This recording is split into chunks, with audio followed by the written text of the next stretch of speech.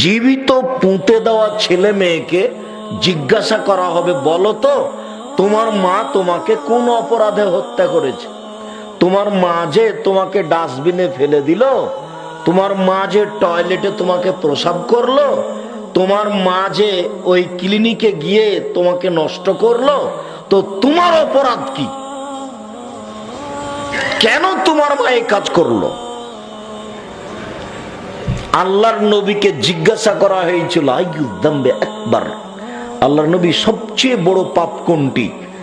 তখন তিনি বললেন, আনতাদুল্লাহ নিদ্দানহা খালাকাক, তুমি আল্লাহর সাথে শিরক করবে কাউকে অথচ তিনি তোমাকে সৃষ্টি করেছেন, এটা হলো সবচেয়ে বড় পাপ। শিরক সবচেয়ে বড় পাপ। জিজ্ঞাসাকারী বললেন, সুম্মা আইয়ুন, আল্লাহ রাসূল তারপরে কোনটা? তখন আল্লাহ রাসূল বললেন, আন তাকতুলা ওয়ালাদাকা খাশিয়াতা ইয়াতামা মাক, খাদ্যের ভয়ে সন্তান হত্যা করবে, এটা হলো পৃথিবীর দ্বিতীয় মহাপাপ। সন্তান দেরিতে নিতে পারেন, সন্তান মোটেই নিতে হবে না, বন্ধ করলেন কেন? এই ছেলে, তোমার মা নাকি তাহাজ্জুদ পড়ে। আর একজন যখন বলে যে আপা আপনার ছেলে মেয়ে কয়টা? বলে দুইটা। তাহাজ্জুদ পড়ে মহিলা, ছেলে বন্ধ করে এসেছে, ছেলে দেরিতে নিতে পারেন। ট্যাবলেট পিল খেয়ে হোক, কন্ডোমের মাধ্যমে হোক, ইনজেকশন করে হোক, যেভাবে হোক না কেন, আপনি বাচ্চা দেরিতে নিতে পারেন, আপনি বাচ্চা বন্ধ করলেন কেন? এটা হলো পাপের সিরিয়ালের দ্বিতীয় মহাপাপ। রুজির তো দায়িত্ব উপরে আছে। আপনারা 10 ভাই বোন এখন বিভিন্ন ডিস্ট্রিক্টে কাজ করছেন, টাকা পয়সা ইনকাম হচ্ছে, কোনো সমস্যা নেই। আর আপনার একটা ছেলে তো দুনিয়ার বদ শয়তান। কেন জানেন? এর প্রতি বাপ মায়ের গতিনীতি ভিন্ন, আর আপনার প্রতি এরকম ছিল না। আপনি কাঁদতে কাঁদতে কাঁদতে 20 মিনিট কেঁদেছেন, তারপরে আপনার মা আপনাকে করে নিয়ে দুধ দিয়েছে। কেন? আপনার মায়ের কাজ ছিল অনেক বেশি। আপনারা ছিলেন 10 ভাই বোন। আপনার বাপের অভ্যাস ছিল মসজিদ থেকে ফকির ধরে আনা, দুইটা ধরে নিয়েছিল 12 জন। তারপর 2 জন ছিল কিষান কামলায়, হলো 14 জন। আপনার বাপ মা হলো 16 জন। এতগুলো মানুষের ভাত রান্না করতেন আপনার মা ঢেঁকিতে ধান ভেঙে।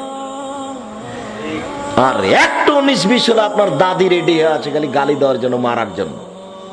বউকে মারতে পারে দাদি, বউ সেকালের শাশুড়ি বউকে মারতে পারে।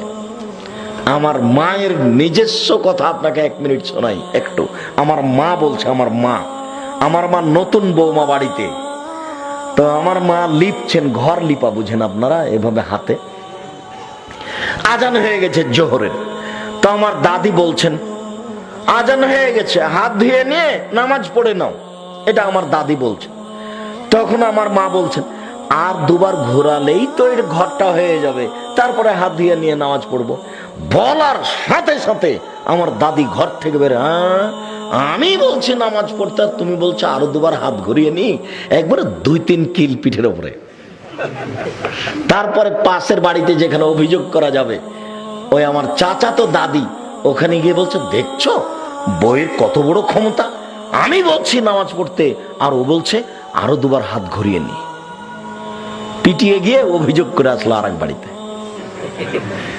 আমার মা নকল করছেন নিজে যে এইটা ঘটনা আমার।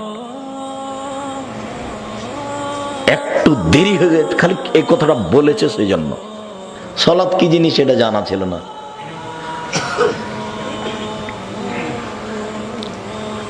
ছেলে মেয়ে কম নিবেন কেন? ছেলে মেয়ে কম নিলে ইহকালে লস, ছেলে মেয়ে কম নিলে পরকালে লস। কালকে বলছিলাম, ছেলে মেয়ে কম নিলে ইহকালে লস, ছেলে মেয়ে কম নিলে পরকালে লস। ছেলে মেয়ে কম নিলে ইহকালে লস, টাকা পয়সা কম হবে। ছেলে মেয়ে কম নিলে পরকালে লস। কিভাবে? 10, 12, 14, 15, 16টা ছেলে মেয়ে হলে 2-4টা মারা যাবে, 8-10টা থাকবে। 8-10টা ছেলে মেয়ে হলে 5-6টা থাকবে, 2-4টা মারা যাবে।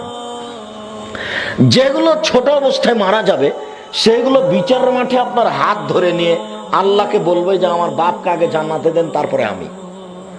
তখন আল্লাহ বলবেন যে না, তোমার বাপ নয়, তুমি জান্নাতে যাও, তোমার বাপ যাবে না। তখন ছেলে বলবে জি না, আমার বাপ আগে, তারপরে আমি। আল্লাহ বলবেন না, তুমি জান্নাতে যাও, তোমার বাপ যাবে না। একেবারে তর্কের চূড়ান্তে চলে যাবে, ছেলে যাবে না জান্নাতে, না না না, আমার বাপ আগে, তারপরে আমি। তখন আল্লাহ বলবেন যা যাও, সবাই যাও যাও। তো এখন আপনার ছেলে মেয়েই মাত্র দুইটা, কয়টা মরে আর কয়টা থাকে? হিসাব খুব বড় ধরনের ভুল।